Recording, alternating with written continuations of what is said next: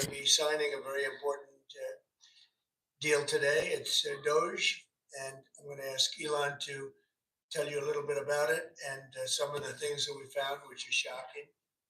Billions and billions of dollars in waste, fraud, and abuse.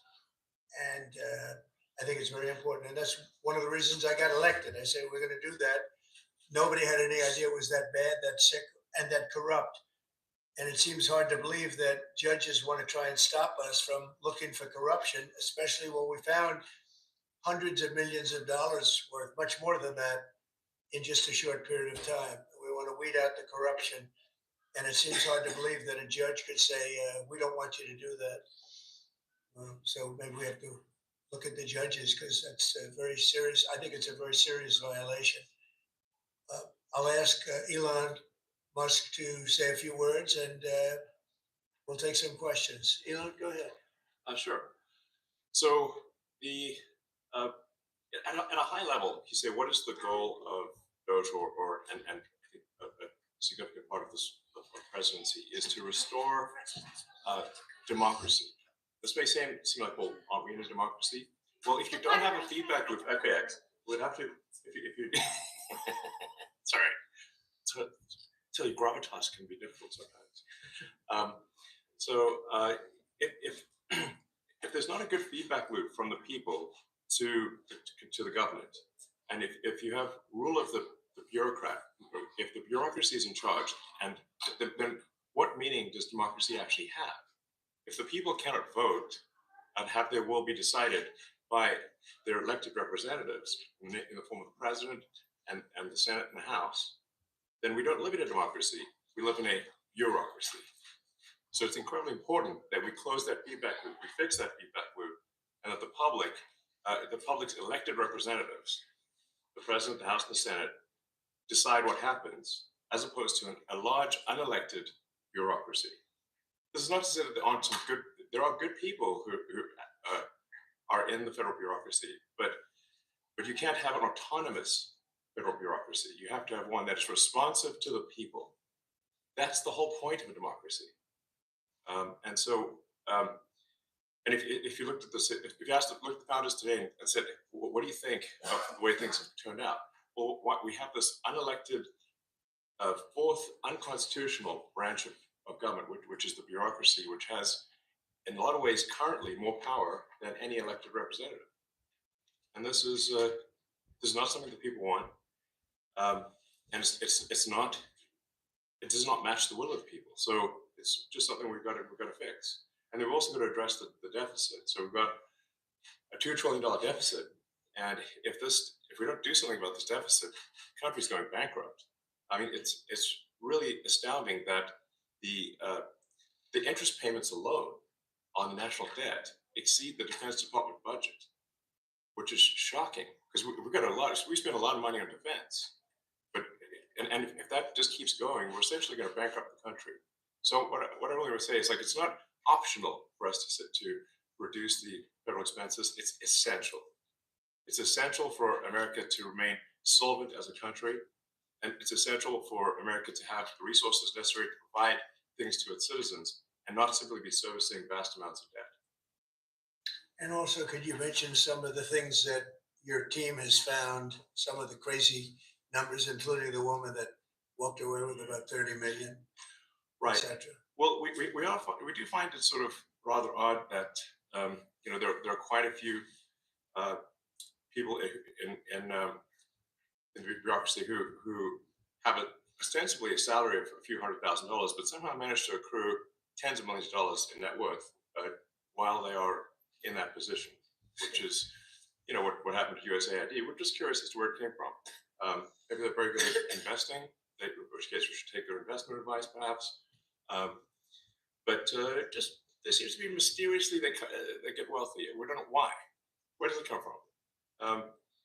And I think the reality is that they're getting wealthy at taxpayer expense. That's the honest truth of it. So we're looking at we just, if you look at say Treasury, for example, basic controls that should be in place that are in place in any company such as making sure that any given payment has payment categorization code, that there is a comment field that describes the payment, and that if a payment is on the do not pay list, that you don't actually pay it. None of those things are true currently.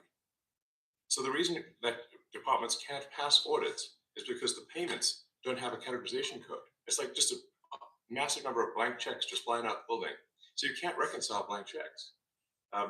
You've got comment fields that are also blank, so you don't know why the payment was made. And then we've got this truly absurd, a do not pay list, which can take up to a year for an organization to get on the do not pay list.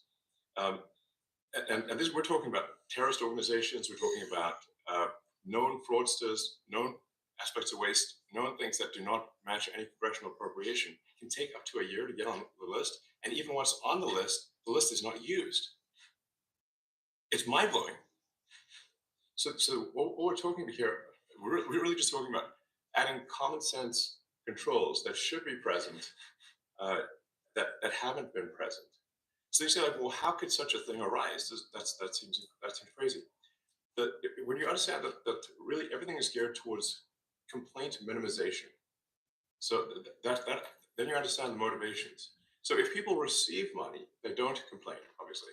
But if people don't receive money, they do complain. And the fraudsters complain the loudest and the fastest.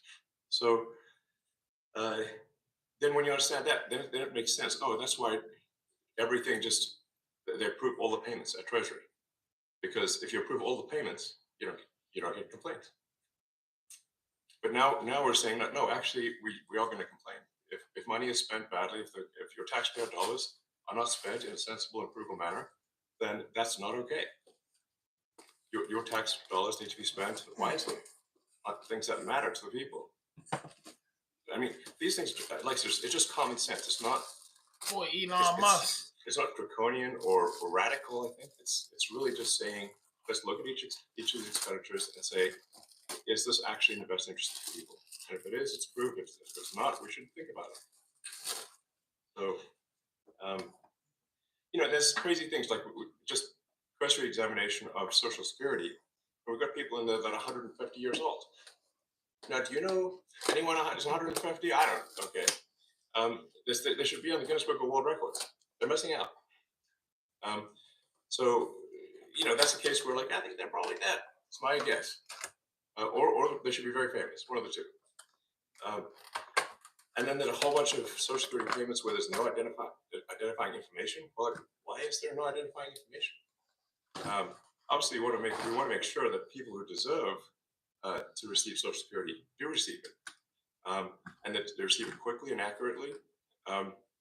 Also, another crazy thing. So, one of the things is, like, we are trying to sort of right-size the federal bureaucracy, just make sure that this obviously there needs to be a lot of people working for the federal government, but not as many as currently. So we're saying, well, okay, let's if people can retire, with full benefits and everything, that would be good. They can retire, get their retirement payments, everything. And then we were told, this is actually, I think, a great anecdote, because we're told that the most number of people that could retire possibly in a month is 10,000. We're like, well, why is that? Well, because all the retirement paperwork is manual on paper. It's manually calculated, then written down on a piece of paper. Then it goes down a mine. I'm like, what do you mean a mine? Like, yeah, there's a limestone mine where we store all the retirement paperwork. And you look at a picture of this mine. We'll post some pictures afterwards. And this mine looks like something out of the 50s because it was started in 1955. It looks like it's like a time warp. And then the speed, the limiting factor is the speed at which the mine shaft elevator can move determines how many people can retire from the federal government. And the elevator breaks down sometimes, and then nobody can retire. Doesn't that sound crazy? There's like 1,000 people that work on this. So I think if we take those people and say, like, you know what, instead of working in a mine shaft and carrying manila envelopes to, boxes in a mine shaft, you could do practically anything else. And you would add to the goods and services of the United States in a more useful way.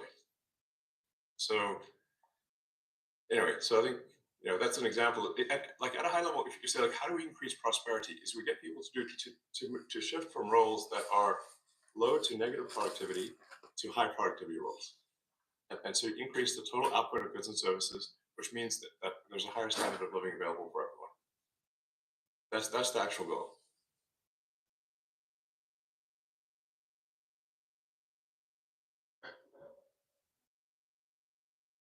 Not a lot of people know about my side hustle, mail and month.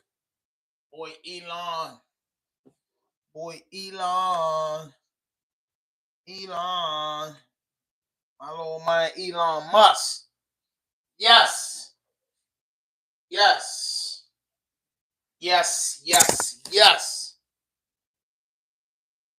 President Donald Trump is now speaking to reporters. He's also signing some.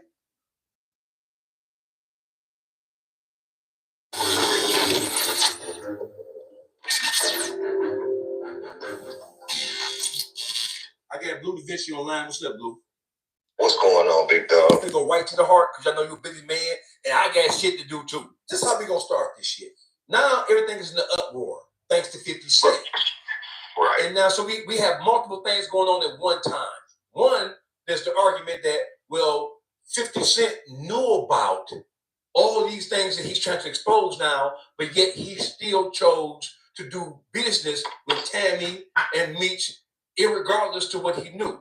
So at the point that she shopped Big Meech's life rights around, 50 Cent wasn't the only one she shopped them to. 50 Cent was the one who bit down on it and went and found the funding from Stars to make the project happen, right? So 50 Cent doesn't have to be bosom buddies with Meech. 50 Cent is a businessman. He's acting as an executive in the entertainment field, right? If he thought that the story was a viable story, one that had legs to it, one that he could shop, one that he can make money off of, he's supposed to do that from a businessman standpoint, right? Right. Yeah, but watch this though, Face. Because he ain't know back then when that was happening. See, with 50, it came about, I believe, like around 2012, the first introductions. So this is what the deal was. Everybody knew that I dated this girl on the street in 03 and 04. Okay. This is years before she became an informant or any of that. She was just a regular chick, my older chick, or whatever. Okay. I would not have her around the guys. I would not have her around the guys, like in the clubs and stuff while we was out active. I got all these girls outside in the streets. I deal it all in while we club it, and when I'm ready to go home, I'll call Tammy and have her pull up at the crib, and then she'll come spend the night and be at the crib. Meech had another house he lived at, and like me and my people, we all stayed together, like at this time. Okay, so Meech didn't have a relationship with her. She knew who Meech was, of course. He was Meech, and that's my big homie, and she my bro. But she didn't have Meech's number. She wouldn't call him. They don't know each other like that, okay? It wasn't until we all went to prison. So somewhere along the lines between when Meech got locked up, and I believe like at least around 2008, they, which is Meech and Tammy, they became close and they went into business, basically. So hypothetically, maybe she was like, I can help you. I want to help you. What could we do? Let's get a movie. So from my understanding, this shit didn't start from trying to get Meech out of jail like that. This started from trying to attain the movie. Okay? So this is where Cuff comes into play at. Because Cuff was the first one that was riding around with Tammy trying to get Meech a movie deal. Okay? How do you know that, Blue? This is how I know. Because in 2013, I had a blue Bentley, right? And Cuff would come to Atlanta, and I would let him hold the Bentley so he could ride around because I knew he was trying to attract a deal for me. So, you know, he needed to look good and all that. So he'd take the Bent, boom, boom, going to do it. What I didn't know is that he was going to pick up Tammy in my Bentley and ride around and go meet people to talk about Meech's situation. Now, in turn, he ended up landing a $25 million deal for Meech. Don't know. Cuff is the first, and Cuff don't even really be saying it like that. He's more on the illegal part than this legal part.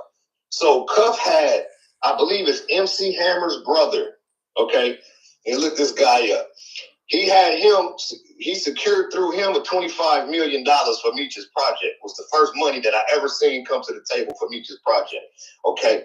But now, watch, this is where the shit get crazy at. If you do your research, you will see that Tammy secured the life rights initially with Morgan Creek Film Company and L.T. Hutton, the film producer and music producer. Okay. She signed the life rights over to him and they paid for it $70,000. How do you know this, Blue? Because you know Blue is a fact. I don't speak unless I have facts or paperwork or something to support what I'm saying. So this is how I know that. Because if people know this, they know that I was in the movie Tupac. I played in that movie Tupac. I got killed in the... Did I get killed? I didn't get... Yeah, I got killed. I got stabbed by Chauncey from Menace to Society. You know what I'm saying? So when I was on set, my first day on set, L.T. Hutton called me to the production office. When I get to the production office, he like, man, I'm sorry to tell you, man, but we ain't gonna be doing the BMF movie. And I'm like, damn, I'm thinking I'm gonna be into this shit because LT, my man, and he got his hands on the movie. He like, nah, man, there's some bullshit going on, and whatever it is, Meech, it's like, fuck LT, we running with 50. And I'm like, what? And he like, so, well, they were losing their life rights, and Afeni Shakur, before she passed, bless her soul, was threatening to take the life rights back and produce the movie on her own. So that's why they hurry up and rushed into the production on that Tupac movie.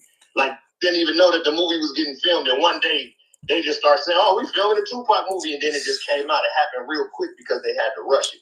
Well, when they rushed it, the Jew that was at the table with him didn't have his $15 million to put in with the film company. So what did they have to do? They had to cut him out and they had to go find somebody else to put the movie in, to put the money in. But when they cut him out, Tammy and him and Morgan Creek, LT Helen was already at the table trying to get the BMF shit done. So what they did was said, they don't got to worry about Morgan Creek. We gonna run with 50, because 50 had a deal with the Jew. Okay, so 50 and the Jew was partners. The Jew was trying to be partners with was partners again with LT Hutton and Morgan Creek.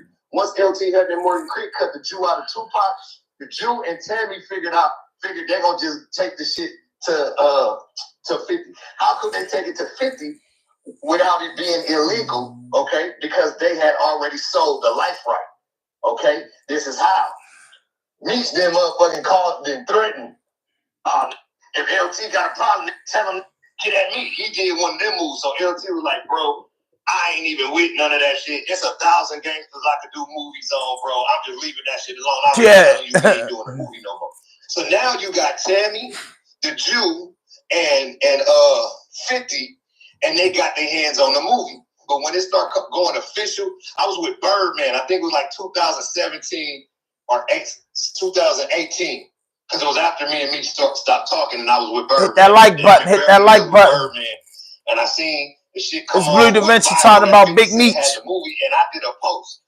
And people could look this post up. I was like, it don't matter who do the movie. It's only one way to tell the story, blah, blah, blah. Thought I was coming at 50. I wasn't. I was just making a point. You know what I'm saying? So that was like 2018. Now, this is where the shit get crazy at. We know from paperwork, 2010, the investigation with Meech started, right? Right. 2009, Tammy Cowens became a government informant, right? Right. Because the paperwork says when Tammy Cowens with CS1 became a government informant, she was and had been a longtime friend of Demetrius Flannery. Okay, so they was already cool and they had already been friends for a long time, is what the paperwork is saying. But she wasn't no informant yet. She didn't become an informant until 2009. Some people be like, Blue, they said that was your girl. She was a rat when she was your girl. No, the fuck she wasn't. She was regular. She didn't become an informant until 2009. I fucked with her in 2003. Barely a little bit in 2004. That was 5 6. Right, this is the timeline. So now look, boom, 2009, she signed up to do the first case with Terry White. Why did she do the first case with Terry White? Because she came to them people with that information to work Meech shit, but who she came to was Meech's controlling officer. See, this is the fine points that people don't look at. When you look at the person that was her controlling officer on the Terry White case, his name was Special Agent Jack Harvey, okay? Special Agent Jack Harvey is the fucking special agent that locked us all up, bro. He's the one that was on airplanes with us, following Meech around since '89 all through Atlanta and all that shit. Meech had been telling us about this boy because Meech knew that the man was on him. Okay, so Special Agent Jack Harvey jumps in the and for her what's the name? They bam Terry White up. Now mind you, Jack Harvey then got Meech 30 years. He didn't bam the BMF up. All of us, he gave us hard time. He had already lost his hair following Meech. Had red hair and ended up bald headed when we all got in court. Okay, this is how long that this man was following Meech. He lost his hair. Now, boom. They knock off what's the name, and then they say, okay, shit, now we'll do this. Well, she telling the truth about me for what we got. And then in 2010, he retired, which being Special Agent Jack Harvey, and then a new task force leader came in. Okay, so 2010, this shit with the Mexicans started because Meech met the Mexican in jail, and they came up. Yeah, with it was a little move that they was gonna do, and once the Mexican got out, it's time to put the play together. So they gotta search. When did Suarez get released from prison? Because whenever Suarez got released from prison, that's when the wheels start turning all the way. That's when they start linking Suarez, acting like they trying to get Suarez to do some investments or some shit like that. But him and Meech had already hollered. So now when the bitch is in the car with the agent, and then she get on the line with Suarez get the kicking. Man, you know somebody want to buy some pills, and then the agent is sitting next to her in the car. He like, yeah, tell him, yeah. And then that's how they engulfed into the shit. Okay, and then got it popping. So then once they, planned what they planned and did all that, she had all the phones hooked up. It took years for the shit to happen. And then once it happened, they snatched cuff and all that stuff. She was fucking the agent. When it came out in court and they put her and the agent on the stand and they discovered the infidelity, they had to throw that case out, bro. So that's why Meech didn't get out. If motherfuckers really pay attention, in 2018, it went viral on the internet that Demetrius Flannery was coming home. He was supposed to be coming home in like March of 2018. It was all over the internet. It was everywhere. People be acting like they don't remember this shit. But it already went viral that Meech was supposed to come home. They remember. That's why this conversation is so important. This is not a traditional Blue Da Vinci interview on this shit. No. This is a timeline fact-finding situation. Because there are not many people who know all these components because Tammy was your girl once upon a time. Not only was Tammy my chick, because that has no bearing over it, because she wasn't my chick when all this shit happened. Right. But not only that, bro, I was one of the closest to Meech, bro. I lived with it. You couldn't say damn near nothing about me to that. He'll get on your head. That's my man. You know what I'm saying? So I know all the shit that is people don't know. I know the shit that people don't know because I was there with them. And my friends, they know what I know because we was all there together. My friends just don't be on the internet talking. They was already working with them people, so they couldn't have me involved with nothing. What if I found out and caught the paperwork like I end up getting? And then I chose to go against Meech and expose him in the middle while we doing business together. Who's better than the person you with every day doing business? I mean, fucking with every day doing business to expose you. So what he had to do, bro, was cut everybody off. That's why no BMF members was involved with that TV show. On set, off set, all them people that was coming to that BMF premiere party and shit. 98% of them people, bro, was not actual fam that was with us out there. There's people that's connected to us, friends and family of actual members and shit like that, or homies that we know from the street that's not being affected by the sides that you got to choose. Was going to that shit. But when you look at like Blue Da Vinci, Bull, motherfucking Big Cuz, or Ill was locked up, Baby Blue was dead, Tito, D-Shot, none of these people was there. And these is all of Meech's crew. So none of Meech's crew was there. It was his mom, his family, his son, a bunch of that we didn't put on that's not actually VMF was around that shit and doing that. You get what I'm saying? Okay. So my next question to you is this. This is the most important. It's Blue Da Vinci. What year did you have a conversation, as you previously reported and told it in other interviews? What year did you inform Big Meech that Tammy Collins was a snitch? 2017. So in 2017, I was on the phone with dude. This is the last time I ever heard his voice personally. Okay. We on the phone, regular conversation, big homie, little homie shit. We just talking.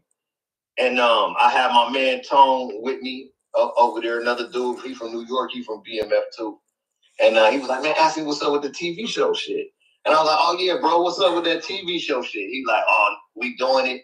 He like 50 doing it. He like, y'all don't be saying shit to 50 and get to had it, you know what I'm saying, bothered and don't do the shit. He like, but I gotta wait to holler at Tammy to see where we actually at with the paperwork.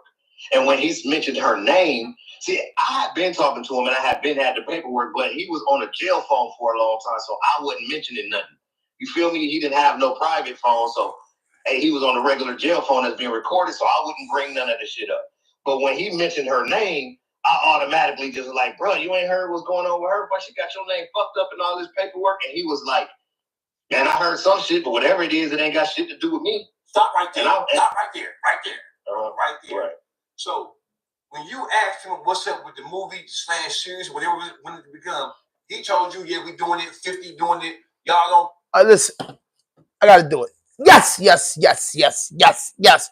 We back in the building with another podcast vlog, and this is Raw Dope Podcast Vlog, and I'm your host, Hand 5000.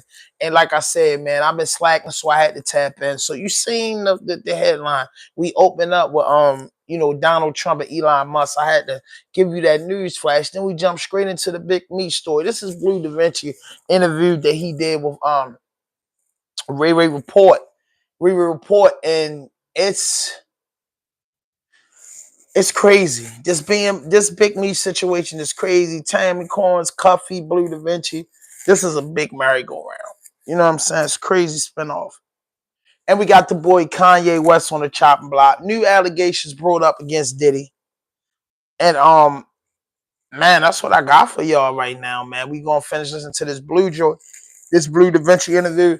Then we're going to get into some other stuff. Then we're going to get off that big meat shit. And y'all tell me how y'all feel. You got that right.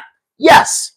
be sweating. Don't be trying to press things on his thing. You know, he's temperamental. Basically, he might not. Yeah, don't scare him off from fucking with it. Like, I got the shit, so, you know, let it happen. And then he said, yeah, on Tammy, Tammy is spearheading the shit for him. So did you know at that point in time in 2017, did you know that Tammy had LLC, the BMF? Yeah, I've known that since 2000. I've known that since 2014. Okay.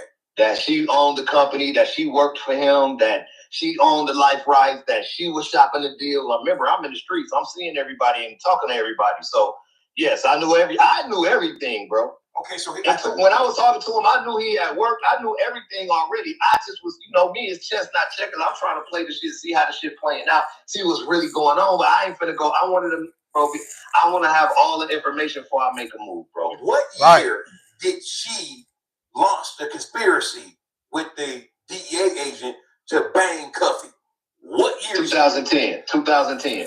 The year after they gave Terry White the time. Okay. So 2010 is when they started the Big Meech investigation. Okay, so my next question is, was Cuffy a beloved member of BMF? Magic, Cuffy's brother, was actually the beloved member of BMF. Now, Cuffy would have been a beloved member of BMF as well, but he was in prison.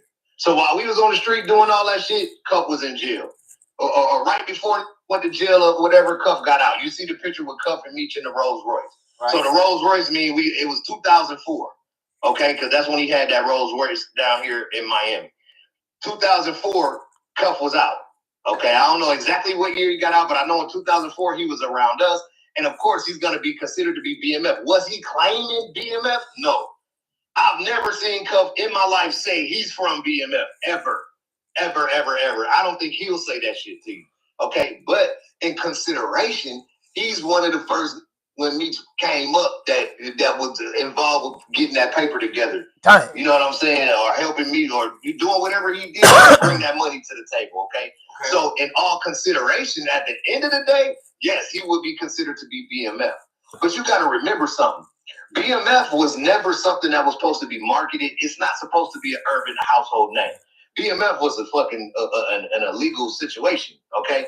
It wasn't until Meech and his brother separated and Meech brought me to Atlanta and I started bringing all my friends from LA to Atlanta and he made his own crew outside of him and his brother. Then we started calling that crew BMF Entertainment because it was supposed to be the record label and not no drug team or no illegal shit. So now my record label was BMF Entertainment. When I first signed to Meech and T, bro, their company was called Stomping Ground Entertainment. They was not promoting no BMF shit. Wasn't even supposed to know what BMF was, bro. This is the whole big thing. What was supposed to be marketed. Hit that like button. Hit that like button, man. Run me up in the algorithm, yo. See people in this live YouTube set tripping. Called Addicted. It's on YouTube set tripping today, baby. 40 and Ooey, we still here, still rolling the hood. If look at that, that wasn't BMF Entertainment. It was Stomping Ground Entertainment. That video with Fabulous in it, E40 in it. Go back and look at my shit. That was Stomping Ground. And there was no BMF. It was a BMF, but it was quiet as kept. Meech and all the older that he fucked with, was like, yeah, we BMF. But shh, don't be saying no, we don't want people to know. Right. When it don't exist. It exists, but it don't exist. It exists, but it don't exist. Yes. Yeah. But when them fell out, see, people was already knowing, hearing BMF because we was still moving around deep. When it was Meech and T together, we would be deep out spending money, still like the same shit. Not as big as it was when we did it, but at the beginning, they were still doing basically the same shit. So knew, oh, that's them BMF. But they was promoting Stomping Ground Entertainment. So that was kind of cutting from saying BMF. Like that was quiet as kept, like a secret society. It wasn't until them separated. And we all in LA and Gardena. We had been in Atlanta for a minute, kicking ass, taking names. And we got popular in Atlanta, just Meech and us, without T and his side. And they started calling us Meech's boys. Okay. Or Meechy and his boys. We didn't have a name at that time because we wasn't promoting the label no more because the label went defunct because the partners of the label separated. So we didn't have a label, but we was outside making noise. So one time we get back to Cali, Meech and made some big ass pot of spaghetti. We sitting around the table like mobsters. We talking shit, smoking weed. And Meech's like, man, boo, you got to come up with the label. We're gonna have to start the label. You just gonna have to do it on your own. Don't put my name in it. People don't come fuck it up, but we got to come with something. And then my cousin Bull was like, shit, be saying that BMF shit, we might as well just run with BMF and throw it up like this and made the sign, the gang sign with his fingers, okay? Right. That's how the shit came alive. Okay. And Meech was like, all right, Blue. Like this video. Don't get it legal. Don't put my name on it so we can have So let me talk to y'all for a minute. So this is Blue Da Vinci interview talking about Big Meech. So we all know that Big Meech, you know what I mean, is accused of snitching.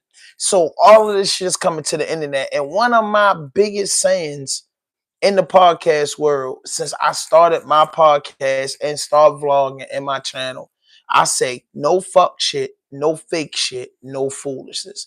Anything you say can and will be used against you on the internet. And that goes for a lot of men and women out here.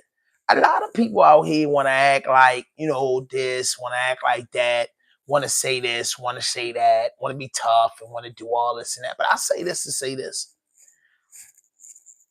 And I said this early on, like, I said this on the morning show. Yo, BMF was a massive campaign that was built off of the blood, sweat, and tears of different individuals.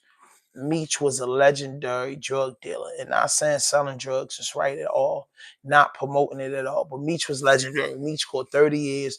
He lived a life. He was doing his time. You get what I'm saying? He was doing his time like a man. Falls all of us that was just fans of the guy. Now these allegations are coming out. Meech made a statement. Big Meech made a statement. He made a statement earlier, and he said in a statement that definitely for this on, he stand on business. He only doing this for his family. He don't want nobody to try to trick him out the streets. That's why, that's his way of saying, yo, I ain't really feeding to that right now. Cuffy has done an interview, you know, and his name is in the air, and Cuffy is having this story. And when you have a story, you're calling somebody a rat. The code of the streets is simple as this. Have the black and white. If you don't have the black and white, it's not solidified. You could feel like that person set you up. You could feel like that person did something to you, but it's not solidified in the streets if it's no black and white. You get what I'm saying? You have to have the black and white because there's serious allegations. It's black and white out there. Did I read the black and white? No. The laws of the land is you must read the black and white before you can speak on it. I don't have to read the black and white because the black and white is everywhere. Did I do my own research to get the black and white? No. Have I saw the black and white? Yes. I saw the black and white through different YouTube channels. YouTube, Google, Facebook, Twitter, X, whatever you want to call it, is our paperwork. And there's so many vlogs and so many channels that obtain the paperwork. I'm a fan of the BMF series. I was a big fan of Big Meech and Southwest T. Of course, Southwest T's a fat boy like me. And I love the campaign. I always thought Big Meech was a solid individual. I did.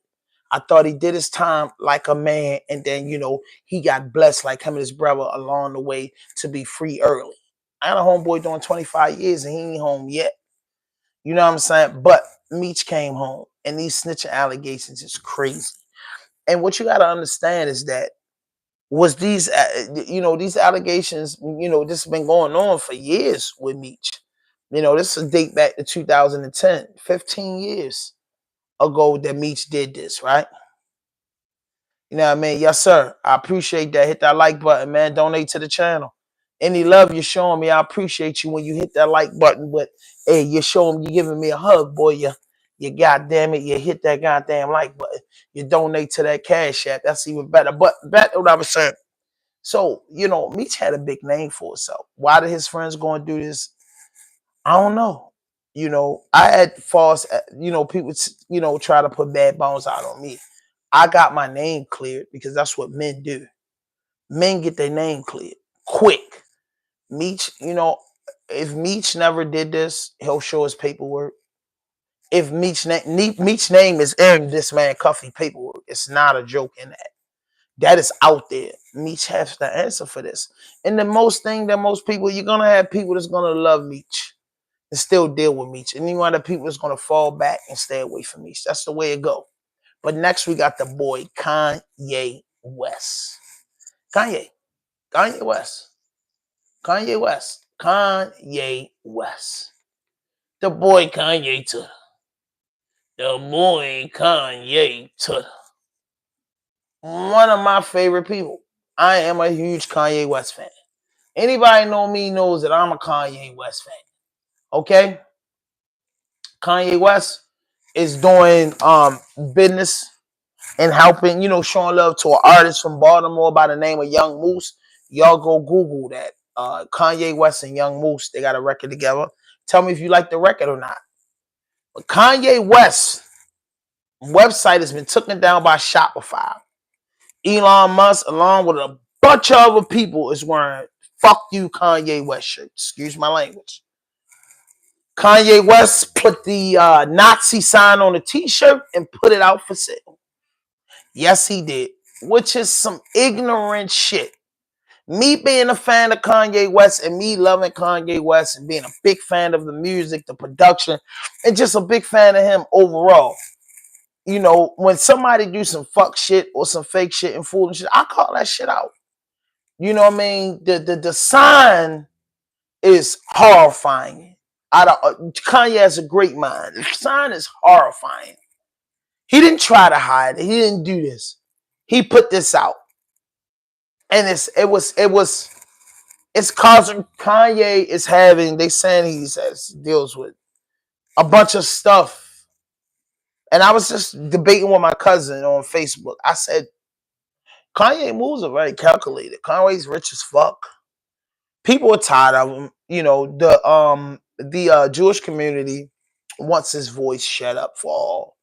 He just don't know how to do it. When he gets something going, he start making money again, he goes off the meat racket. I say Kanye be making a lot of valid points. But some shit that Kanye has done in the last 10, 15 years has been idiotic, stupid. And you wouldn't think a man as smart as him will, be that ignorant. But he is. And so, like I say, I'm a big fan of Kanye. But just shocking shit that Kanye did. And I understand Kanye in a lot of different aspects. I do. Because sometimes, we've been getting bullied. But when the bullies start bullying the bullies, the African-American people of the bullies that been bullied, us as black people. And sometimes when the people that's been bullied, they start bullying people. And Kanye West, I don't believe there's nothing wrong with Kanye. I believe Kanye know what he's doing. 100%. And it's ignorant. but he has his reasons. You know, a lot of people of other cultures and other creeds and other forms of lives are like Kanye West. But, you know, because Kanye West is a black man, he get put on Front Street a lot. But Kanye is taking things too far. You know what I mean? And I have to, me personally, I'm going to watch all your interviews. I'm going to just go back with you. And I'm trying to get an understanding to report backwards on this. What's up with my man? Because I'm a true fan. He not dumb. He not dumb at all. He's not dumb at all. He's not dumb at all. And I don't want to get too deep into that because we'll be here for hours talking about it. He's not dumb at all. You know, the new Ye, the Yeezy, all that shit's blew up again. Put him back where he loved to be. Kanye West can lose full 500 million and he'll go in the shadow for under a year or 18 months. He'll come back out and they'll be like, Kanye, drop this, the world go crazy. Kanye has a global impact and he's in China for a reason. But he put these shirts out and it's like, okay, these shirts are the worst thing ever. Because I was a social studies freak in school. I love social studies. I love history. History doesn't always have to be black history. I love black history. That's first on my list. Of course, I want to learn about my people. Anything about the African man here on shores of North America and all across the globe. An Indian man. You know, a lot of us, that's the blood trait. You know what I mean? We come from Africa, the bloodline of Indian. That's most of us. You know what I'm saying? That's the world. The world is made of Indians and black people. That's it. Africans and Indians, you know, were the first people here. You know, Africans were the first people here. Indians were the second people, and everybody after that. You know what I'm saying? Kanye West breaks his solids or Diddy bombshell. That's what we're going to get into. Kanye West Super Bowl ad sends users to, they say, Sasquatch t-shirt. And we got to go with this first. Let's go with this first. Kanye West's bizarre Super Bowl commercial promoting hit that like his button. clothing website Yeezy.com. The front page of the website now sells single shirt. This, a t-shirt with a swastika. And yes, the swastika is real. Well, YouTuber and podcaster Ruslan is here to help us break this down. What's going on, buddy? Hey, what's up, Ross? Thanks for having me, brother. Well, thanks for coming on, man. I don't even know where to start. What was your initial reaction? Actually, I wasn't surprised. And here's why. This isn't the first time Kanye has done this, unfortunately. Yes. A couple years hit ago, that like button, y'all. We in here. Theme and repurpose the Dixie flag on his apparel. And so people could look this up. There's multiple videos of him up with a Dixie flag shirt on and like trying to take the Confederate imagery that's usually been associated with not so good things, right? And trying to redeem it. So this is on a whole nother level. Roll up. And so I'm not surprised. Roll up. We snowed in Baltimore. Not snowed in because I just drove, but we not in a good place at all with his faith. And so this is actually not surprising to me. So do you think this is just shock jock, or do you think that this is him losing his mind, or is this just pure anti-Semitism? I think it's all the above. I think it's partly shock jock. I think we have seen him be diagnosed allegedly with bipolar. He was treated for years for bipolar with medication. Come on, and then recently has came out and said that it was actually a misdiagnosis, and now he has a diagnosis of autism. So I'm sure if someone has autism and is given bipolar medication for years or maybe even half a decade, probably not going to do great on their brain chemistry. I'm no expert in that. And then I think there's a lot of anti-Semitism that's brewing up. Listen, they said I was autistic. You know what my man Nas said? They was real shit. They said I was incompetent, not able to learn. Tables turned now. Got my own label I earned. Like they said on Dead Presidents, money to burn. They said I was autistic. You feel me? Real talk. You know what I mean? I think most of the geniuses of the world was artistic and bipolar in a certain sense. To come up with beats and some of the great inventors just wasn't average people. You know what I'm saying? Just wasn't average people. I was in the hospital for 3 years. I lived in the hospital for 3 years, diagnosed with a real high lead paint, which goes on in Baltimore City. And you know, once the lead really was getting out your blood and you get rid of the teachers at Kennedy Krieger, shout out to Kennedy Krieger, used to literally think that it was over with. But I didn't know I was the original man. I didn't. I didn't know I was the original man. I didn't know that I came, my bloodline comes from Africa and the Indians. You know what I'm saying? I didn't know that. You know what I mean? My great great grandmother was a Caucasian woman. I didn't know all this floating through the bloodline. So the brain was strong. You know what I'm saying? And it's something that these doctors didn't understand. Now, I celebrated in school. I did what I got to do. So when they say you autistic and you messed up, some people are messed up with artistic kids and individuals. God watches out for them in the most armored shield that you could possibly have. You know what I'm saying? And Elon Musk is autistic. Bill Gates is autistic. Warren Buffett is autistic. Your billionaires of the day are artistic in a certain way. Their autism might not be high as others where it defects you. But man, some of the great cartoonists, look it up, artistic. You know what I'm saying? It's the mind travels in so different many ways. Your brain could take over your heart. Like your brain is vicious. Most artistic people are deep in thoughts. They're deep. People that they say that all of us have some traits of autistic in us. Autism in us, because guess what? In order to make a great beat, in order to create the pyramids, in order to do certain things, it's not normal. So when they say that you're autistic, they're saying you're not normal. But what that is, you above average because your brain works in a different way.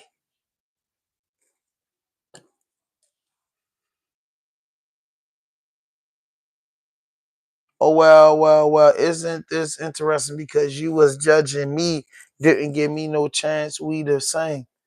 I don't understand that. Ham, I never judge anybody. I never judge anybody. I never judge anybody. You know what I mean? I never judge anybody. I never judge anybody. You know what I mean? That's one. So you can't know me if you think I judge people, because I deal with people in all walks of life. You know what I mean? Like, no. You know what I mean? No. Tell me how I judge you. You write it in the comment box. But hit that notification button, hit that like. But back to what I was saying. So when I look at dudes like Kanye West, or you look at dudes like certain dudes, they different. Like you look in the day life of Michael Jackson, or you look in the day life of certain people that's just known for great things. Even Lil Wayne, they be like, "Oh, Wayne's high as fuck," or this and that. This Carter 6 drop is gonna be epic. You know what I'm saying? This Carter 6 drop is gonna be epic. You know what I'm saying? Because guess what? He in his artistic bag. You know what I mean? Even on the streets, dudes get a whole lot of money. Maybe like something wrong with him. You know what I'm saying? Like it's different. You know what I mean? Let's get back into this. Hit that notification button, comment, hit that subscribe button, drop a like, leave a comment.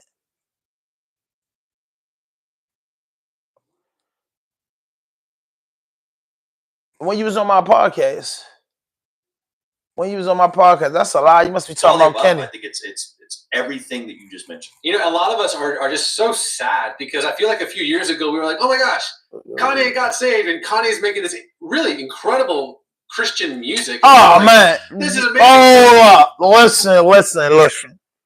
Thanks for searching the internet, and I know exactly this is. It wasn't that I didn't give you a chance. You know what I mean? I knew you were very, very talented and you were passionate. But when we created Raw Dope Podcast, you were the first person and you came through, as the driver. You know what I'm saying? And you had a passion for journalism and doing this. And I didn't know. We found out that later on. You know what I mean? How passionate you was about it. And, people look over people all the time. You know what I mean? People look over it all the time. People all the time. At the end of the day, you know what I'm saying? We was locked in and we was focused on a certain goal. But like I said, you know, that was yesterday. What's going on today? I'm still working. And Crystal, you know what I mean? She retired. A lot of people that was in the room retired. I'm still going. You know what I mean? 7 years in, still going. Numbers still going up. You know what I'm saying? Rome wasn't built overnight, neither is the pyramids. But I know you was at that meeting when I told everybody I started out with 10 people. You was in there. And I said, you know, I look around the room, I know, you know, 5 years from today, you know, everybody that's in here not going to be in here. I understand business. And, you know what I mean? Excuse me if I overlooked the talent or somebody that could have been precious to the situation. But at the end of the day, we were locked in and we came in with a team. You get what I'm saying? And it was opportunities to grow. If you really wanted to be a part of it, you would have stuck around it because you would have said, oh, I understand where I'm going. They just built this. But now that was in 2018. It's 2025 and we live. You know what I'm saying? 8:59, I'm live. You know what I mean? Go check the background. The resume is impeccable. I mean, you can see through episode 1 all the way to we up 600 episodes in to it going down.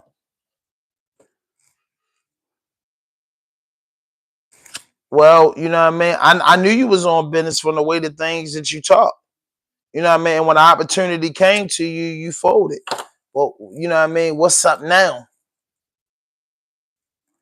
What's up now? Because you on this you on this chat, it still exists. You know what I mean? Because this is something that you know that you was around, that you seen, that you like, and it still exists. I mean, talk about that. It still exists 100%. It still exists. Still going on. This joint still going on. It's still riding. Raw Dope Podcast for L.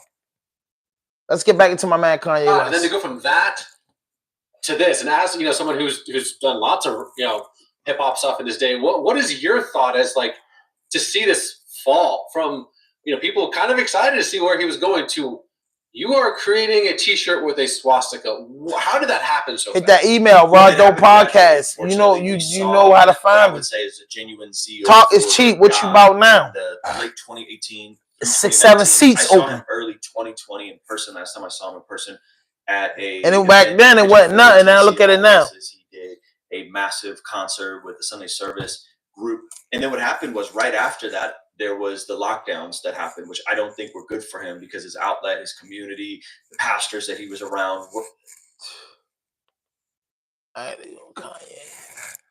Blake Lively might have just done herself in this battle with Justin Baldoni, although she didn't do it intentionally. It was something she said long before she ever worked with Justin. Talked about being hired as an actor, but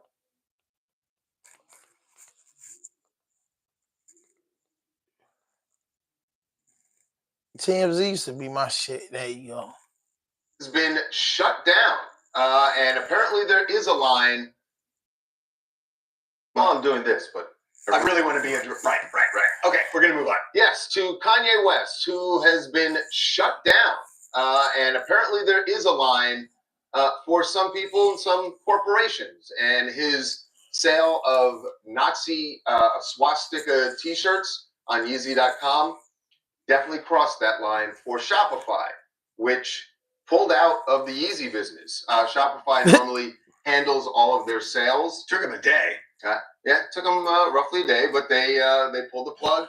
And when you go to Yeezy, at least when we started the show, Yeezy.com was still defunct. Can I tell you what kind of is upset? It just kind of bugs me. It's We like just checked, it's still down. it's still down, Still right? down, yeah. But it was up for a day. Kanye says, and I have no idea if it's true, that they sold 100,000 units. So they make a lot of money off of that, and then they pull the plug. Right. It's like, it's not that sophisticated a thing to see all you're selling is a swastika. So you can make the decision at 9 o'clock yesterday morning rather than waiting 24 hours and then getting all sales. Right. So it kind of bugs me. I mean, the only thing I'd say is I just looked. They had $7 billion in revenue last year. So you talk about, I mean, Nonetheless. Yeah, no, I get understood. Business is business. Sure, it doesn't seem like that would be a very hard decision to make. The ad that ran during the Super Bowl. You did. You definitely got Ike 900 to pull up. We still have a great relationship now. The ad stopped I running. mean, Ike 900 has a great relationship. Based on those numbers, there were a lot of people Yeah, man. Man, I 900 got a great relationship. Who ran Thank to you. buy those things before the website was shut down. It'll be interesting to see if he can find another host for his website. Get with me What though. I'm wondering, if he really did sell it, people are going to start walking around with a shirt. It's really, I mean, if they bought it, they clearly are proud enough to wear it. I know. It would be very disturbing. Trouble time. Hey, I'm DeAndre. Man, my man Ye losing it, bro. Ye is going crazy. Ye going crazy. Yeah. Yeah. There we go. It's been called the downfall of Diddy, but are we also witnessing a further downfall of Kanye West? The Grammy-winning artist that some believe is a musical genius recently went on a crazed social media rant that included, among other things, a call to free Puff. We're going to dig into the latest posts and alleged collaborations and connections between Kanye West and Sean Combs. Welcome to Sidebar, presented by Law and Crime. I'm Jesse Weber. Now they connecting Ye to Diddy. Yeah. Sean Diddy Combs has dominated headlines around the world for months, and as you know, not for great reasons. But over the last couple of weeks, another embattled rapper has been in the spotlight. Kanye West. Kanye The two worlds have now collided once again, thanks to one of West's apparent tirades on X, formerly known as Twitter, which we'll get into. It was dope. Something, to say the least. But look, Combs is, of course, locked up in the Metropolitan Detention Center right now. Rolling up right federal now. Charges of racketeering conspiracy, sex trafficking, and transportation to engage in prostitution. He's set to go to trial in May. Prosecutors say he forced people to have sex with him and each other, often allegedly having his staff hire commercial sex workers to participate. He's entered a not guilty plea. He has maintained his innocence ever since his arrest last September. And I should also add that it seems like almost every day, maybe every week, maybe every other week, he is hit with another sexual assault lawsuit. We actually have a sidebar coming out about a man who claims that he was drugged at a New York City nightclub back in 2012 and raped by Combs when he was 17 years old. We did another episode last week about an adult male entertainer, a dancer, who claims that Combs drugged him and forced him into various sex acts, literally physically forcing him to do it. And he claims he was a victim of sex trafficking, that this alleged abuse went on for 5 years. And we have claims that Combs allegedly assaulted men, women, and even children. And how can we forget that Combs is also facing a lawsuit from a woman who claims that she was assaulted by hit that notification, yo. Hit that like button. Jay-Z back in 2000 when she was just 13 years old. Bottom line, Sean Combs is fighting a lot of different legal battles right now. And coming to his defense, coming to his side from a PR point of view, Kanye West. not great. A lot of people who've known Sean Combs haven't spoken out about him. And I understand why. Now, of course, he's innocent until proven guilty. He has not been found liable in any of these sexual assault cases, but brings us to Kanye West. Because let's talk about Kanye West, who's no stranger to controversy. West, for his part right now, he has been traveling a lot internationally. Vibe reported that he's been to Paris, Tuscany, Russia, Japan, appearing alongside his wife Bianca Censori, who was often scantily clad. West caused quite a scandal in Venice. Hit that notification button, hit that like button, yo. I think they're going to get Kanye West, and he treats his wife next. What I say, watch what I say. A couple weeks ago, West Smoking right, what the fuck you? Super Bowl. Hit that like button, man. Donate to the channel, man. Revealing her basically nude body. They posed for more photographs before eventually leaving. The rumor was that West and Censori were kicked out of the event for that stunt, but it appears to be just that, a rumor. But needless to say, he's been making the headlines. And that kind of gets you caught up to speed on both Kanye West and Sean Combs. Hey, by the way, when it comes to Combs and West lately, we've been focusing a lot on the lawsuits, the complexities of the cases, litigation. And I think it reminds you just how important it is to have a great lawyer on your. So Kanye West, girl, he brings this girl with a see-through outfit. Bro, I seen girls rocking that outfit in in pool parties and shit. Like you're a fashion guy. Like, come on, man. That's all I'm saying, bro. Like everything a man do, he's just getting crucified. It's my wife. She had on a mink coat. Then she took her thing off to pose for the cameras, the picture she wanted to take. She has a nice body. What's the problem? What's the problem? What's the problem? I ain't gonna lie to you. What's the problem? You know what I mean? Kanye ain't next. Kanye ain't next, bro. Kanye ain't did nothing, bro. What Kanye do? Kanye ain't getting caught up in no sex allegations or nothing like that. Hit that like button, though. 2015, and later that year, they worked together on an album. At the 2022 BET Awards, West presented Combs with the Lifetime Achievement Award, called him his idol, called him his favorite artist. West said he still went to Combs for advice, and that Combs inspired many of his life choices, even his wife choices, perhaps in apparent reference to his then-wife, Kim Kardashian. But according to the Mirror, Combs has said that West inspired him as well. In 2009, Combs reportedly said that the other night I go to the Kanye West concert and I'm going there to see Kanye do his thing. I don't have anything but high expectations. The concert changed my life. I won't lie. I was so impressed and inspired. It was beautiful. And I fell in love with hip hop again. And I want to say thank you, Kanye, for giving me that.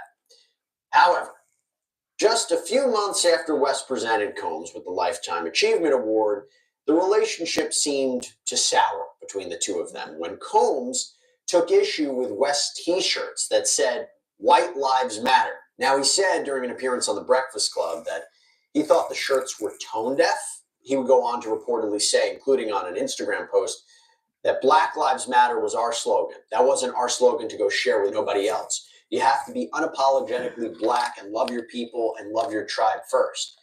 Combs also added, what the press and what fashion is doing, thinking this is a joke, when right now all America is planned for. I believe that. I believe that. I definitely believe that. So before I can get to any other lives matter, which all lives matter, you know what I'm saying, that Black Lives Matter, don't play with it. And he added, don't wear the shirt, don't buy the shirt, don't play with the shirt, it's not a joke. Well, not long after those comments, Kanye West apparently posted screenshots of text conversations, messages between himself and someone identified in the thread as just Puff, seemingly a reference to one of the many nicknames that Sean Combs has had over the years. So West says in part in these messages, I didn't like our convo. I'm selling these teas. Nobody gets between me and my money. This is my grandfather texting you now. Never call me with no BS like that again unless you're ready to green light me, because anybody who got on that tee is me. Out of respect for everything you've meant to me, I'll be quiet as Virgil. Virgil Abloh passed away. But now I know how I've hurt people I love with threats. And he seemed to follow it up with, come do something illegal to me now, please. Now, the alleged Combs side of the conversation responds, N-word, send me address. Let's stop playing these internet games and don't feel threatened. You'll be fine. Just love. To which West reportedly replies, this ain't a game. I'm going to use you as an example to show the Jewish people that told you to call me that no one can threaten or influence me. I told you this was war. Now going to get you some business. West apparently followed up with another post in which Combs allegedly texted him, as soon as I land, we'll meet face to face, to which West responded, N-word, F you. Now, in the final part of this alleged exchange between the two rappers, Combs allegedly wrote, I'm just trying to talk to you as a black man, and I'm talking to you because this is hurting our people. Stop. West apparently responded, anything you text, I will post. I love you, and you guys are breaking my heart. I accept your apology in advance. Okay, putting that to the side. Now let's get back to Kanye West and Sensori's red carpet moment, because just as the coverage started to subside, West flipped the script on his X page. So his page has since been removed, and I'll get more on that in a moment. But screenshots of his tweets show he posted in all caps, free Puff. He then went on to post or tweet, all these celebrity N-words and B-words is scared. Y'all will watch our brother rot and never say S. He went on to post, I stood up for Puff and I'm still winning 20 Grammys next year and doing the Super Bowl.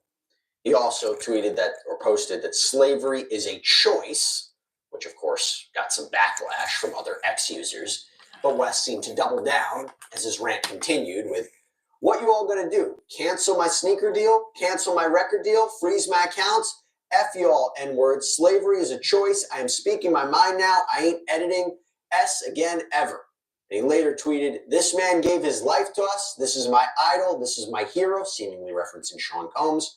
And then there's this one, because he even announced a collaboration between himself and Sean Combs' fashion line, Sean John, saying that t-shirts would be made available on the Yeezy website, seemingly as a way to maybe raise money for Sean Combs or support Sean Combs as he's locked up in the MDC. And he also said that he and Combs would be splitting the profits 50-50, but later corrected himself, saying, "I just found out that Puff is not allowed to make or collect money while he's locked up, so I'm going to send the half of the money to Justin," seemingly referring to Justin Dior Combs, Combs' son. By the way, the Daily Mail reports recently that both Justin and Christian Combs were seen arriving at the hotel that West was staying at in Los Angeles. Actually, it was reported they left carrying packages that contained clothing that was gifted to them by Kanye West. Again, this is according to the Daily Mail. This came, by the way, the same day that West apparently tweeted or posted, "Puff is a way better dad than me, dad, and way better dad than me." Posted a photo of Combs on a red carpet with his children and said, "I wish I had the relationship with my dad that Puff has with his kids." And West also tweeted over the weekend, "Just for clarity, they're trying to make an example out of Puff. Me and my brother had our issues, but these white people trying to use Puff to scare N-words. I'm neither scared nor brave. This just me." And by the way, Sean Combs' Instagram account shared the post about the collaboration, writing, "Thank you to my brother Ye." Back to the shirt. The blue shirt with the Sean John logo that was apparently put up, it really wasn't up there for long, because it was reportedly eventually replaced by something else. Do you know what that was? A single white t-shirt with a black swastika on it, selling for $20. Yeah, at the time of this recording, that website now appears to be offline. Kind of give you an idea of what's going on here. And from there, West Post, they just devolved into what many people view as purely anti-Semitic, homophobic, and racist comments that we won't even dignify with airtime, okay? Now, West, unsurprisingly, has faced serious backlash in the past for his use of slurs, as well as what appears to be blatant anti-Semitism online and in his interviews. Some of those consequences have included loss of collaborations and sponsorships, as well as West products being removed from shelves at stores like TJ Maxx and Foot Locker. He also underwent bans, some temporary, some not, several on his social media accounts, although Elon Musk did Boy, Kanye back. And Kanye back doing what he need to do. You know what I'm saying? Kanye back needed to do. Shout out to my Mod Squad. Candy Kang in the building. B-Herb in the building. Mod Squad definitely in the building. Shout out to Christina. You know what I mean? Calm and she in the building. People in the building. You know what I mean? We had like a couple people in here, but I'm working. But I'm a Kanye West fan, man. And Kanye West is going crazy. You know what I mean? Kanye go crazy. Kanye goes crazy. That's the finish him. He had co-hosted a party with Sean Combs in Santa Monica, California. And she says at the time she was working with a different musician client who wasn't identified in the complaint, but who'd been invited to the studio party. And she claims that West told everyone that they had to drink or leave the party, but after drinking a few sips of her drink, Pashota claims she, quote, suddenly started to feel disoriented and began to 13 likes. Let's go, man. Let's see, can we get this to 20 likes? Pashota says that she doesn't remember anything else, woke up the next day feeling traumatized and disturbed. But here's the thing. The amended complaint says that Pashota initially was just mostly worried that maybe she made a fool of herself, that she was embarrassed in front of her then client or maybe even Kanye West herself by getting, tipsy. But Pashota reportedly believed that someone who would help prepare the drinks was responsible for drugging her. But here's the thing. Years down the line, he allegedly confessed to Pashota that the two had, quote, hooked up at that party after she was allegedly drugged. According to Pashota, West was having an argument with his then wife, Kim Kardashian, who was accusing him of cheating on her with Pashota. And Pashota wanted to clear things up and suggested that she reach out to Kim to assure that nothing had ever happened. But she claims West stopped her from sending the message saying, "We did kind of hook up a little one time." And she says he started to reminisce about that party years before. When Pashota said she didn't remember any of that, he reportedly laughed and said, "Women love to say they don't remember." Now, that lawsuit between Pashota and West is still making its way through the Los Angeles civil court system, but it is another connection between Combs and West. But we have another connection between Kanye West and Sean Combs we want to talk about. So as West's rampage on X continued, over the weekend. He shares a screenshot of the infamous hotel video of Combs and his now ex-girlfriend, Cassandra Ventura, who filed that initial lawsuit against him back in 2023. And in that surveillance footage that was released by CNN last year, Combs can be seen chasing Ventura down the hallway of a Los Angeles hotel in 2016. He appears to hit and kick her repeatedly. Combs even eventually admitted in a now deleted Instagram post that it was him in the video and he regretted his actions. I mean, that seemed to be what he was saying. It's so difficult to reflect on the darkest times in your life. Sometimes you got to do that. I was up. Hey. I mean, I hit rock bottom. But I make no excuses. My behavior on that video is inexcusable. I take full responsibility for my actions in that video. I'm disgusted. I was disgusted then when I did it. I'm disgusted now. I went and I sought out professional help. Damn. I had to go into therapy. I've been going to therapy. Had asked God for his mercy. So they basically, you know, putting, you know, Diddy and putting Kanye together. And like they just said in the comments, they gonna get Kanye, and then they say, Kanye said the government has a list of people they're trying to take out the hip hop world, and I believe that. And Kanye West is like hip hop genius. You get what I'm saying? Straight up hip hop genius. Kanye West got his shit off of beats and rhymes. You get what I'm saying? Straight up. And his like for fashion. Charlene was good, man. Tapping in, man. Hit that like button. That like button. Run me up, man. We got 13 likes in the building. Run me up 14. It's crazy, my less viewers. But I have risking everything. Now, in another bizarre tweet post, West at one point over the weekend tweeted photos of Combs at the Grammys in 2000 with his then girlfriend Jennifer Lopez, and he captioned it, "Remember when J-Lo pulled up to the red carpet with my twin?" Again, strange. Don't know what's leading him to post so much and talk so much. Yo, but what I'm saying is, outside of the Nazi post with Kanye, they're mad at Kanye West from what I see because he's saying free Puff. You know what I mean? Really, you know, because everybody's being quiet about it. You know, my brother, and I always speak about my brother. My brother had a murder trial. That's my brother. That's my mother's son. It's my brother. We came out of the same coochie. My brother, we came out the same woman.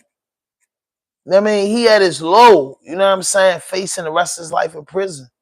I had to stand there with my brother and support him. What's wrong with a man supporting his man? Like, we might not like Puff. I don't have nothing against Puff. You know what I'm saying? I'm saying, yo, what he did with the girl, he was out of order. I think it's a bunch of gibberish on the man. I'm going to be honest with you. I reported on the Puff shit so many times. I talked about Diddy so many times. You know what I mean? One time it's like, damn, it's fucked up. I know and heard fucked up shit Diddy do over the years, but I just don't believe the shit that they got him locked down for, no bail, and trying to take him out the street forever. Ain't what it is. Like 85% of that shit they got on Diddy, I truly don't believe. 15% of it, I believe, yo, Diddy did some wild shit in his life, but he shouldn't be crucified with, you know what I'm saying, the way they crucifying him. That's just my true belief. You know what I'm saying? Other than that, you know what I'm saying? You make your bed, you lay in it, bro. Tupac said it best. Ain't nothing free. Get back what you earn. No doubt. Getting high in the motherfucker. Bless the please. Thug life would be the death for me.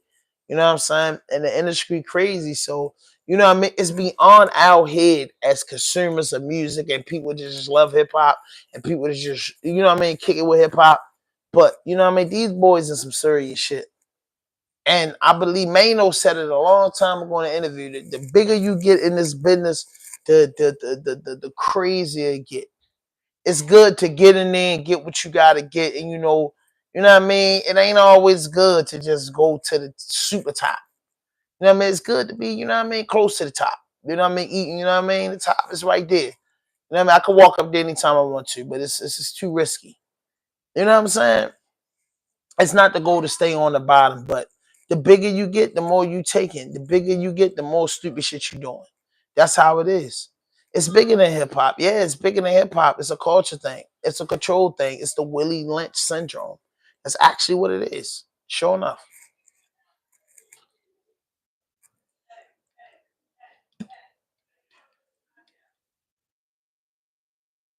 It's been reported that he also apparently posted pornographic content, and that got a response from Elon Musk, who owns X. It was brought up to him in the comments, and Musk ended up writing, "Given what he has posted, his account is now classified as NSFW, not safe for work. You should not be seeing that anymore."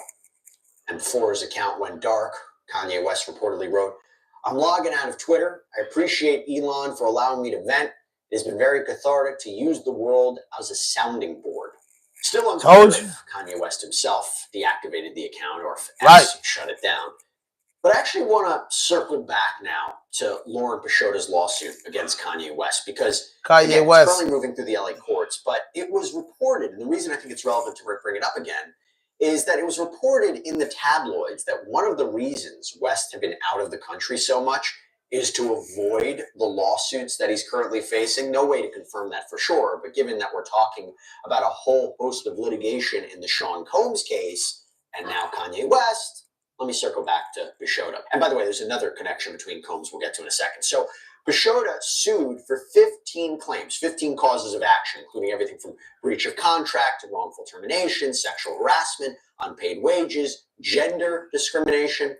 And she also named not only West, but also his companies, Yeezy Apparel, Yeezy Footwear, Yeezy Construction. The suit reads, plaintiff has worked in the music industry for approximately 15 years. She has successfully held positions in and as artist management and representation, A&R, marketing consultant, and project management. Due to her professional success, plaintiff had occasions to interact professionally with many artists, including without limitation defendant Kanye West, aka Ye. Plaintiff creatively collaborated with defendant on Yeezy Season 1 women's fashion line and placed 3 songs on Donda, Kanye's 2021 album. So West allegedly wanted to make Peixota his executive assistant, personal assistant, in connection with his business affairs and his personal life. So they agreed on a salary, according to her, of $1 million a year, and according to Peixota, she was required to be available 24/7. The filing states, at all relevant times, defendant West was aware that plaintiff maintained a strong social media presence comprised of her Instagram and an OnlyFans account, the latter of which was run entirely by an independent management company, and he did not have any issue or objection to it. To the contrary, defendant West often boasted to friends and colleagues that plaintiff was, quote, an OnlyFans superstar. But that seemed to change, according to Peixota, because she writes, much later, in and around August 2022, defendant West stated that he wanted plaintiff to be godlike and asked plaintiff to delete her OnlyFans account. Defendant West agreed to pay plaintiff $1 million if she did so. In further reliance upon defendant's representations, plaintiff deleted her OnlyFans internet account, thereby giving up the annual sums generated from such account. West never paid plaintiff as promised. And then from there, Peixota just alleges that West described these sexual fantasies to her via text.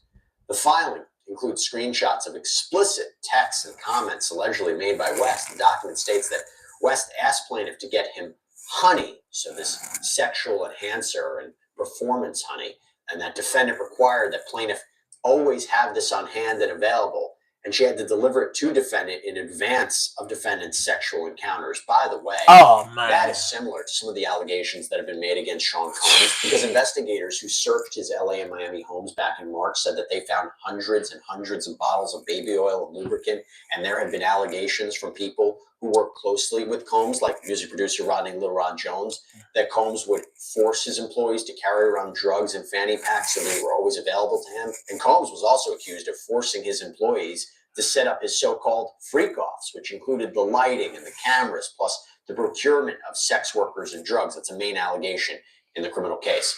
But going back to West, he would allegedly share details with Peixota about his latest sexual conquests, as well as ones in the past, including the time he says that... Yo, this is what I'm saying. What Kanye West going off the meat racket. You know what I'm saying? Kanye West going off the meat racket. I know he want to help Kodak, but this is so bad. It's truly disgusting.